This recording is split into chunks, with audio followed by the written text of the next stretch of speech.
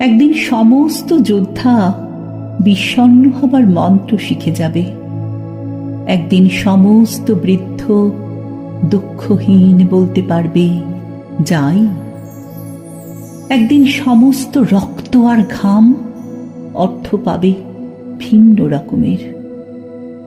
একদিন সমস্ত শিল্পী কল্পনার প্রতিমা বানাবে। একদিন সমস্ত নারী চোখের ইঙ্গিতে বলবে এসো। একদিন সমস্ত ধর্মযাজকের উর্দি কেড়ে নিয়ে নিষ্পাপ বালক বলবে হা হা। একদিন এইসব হবে বলে এখনো সূর্য ওঠে, বৃষ্টি পড়ে এবং কবিতা লেখা হয়।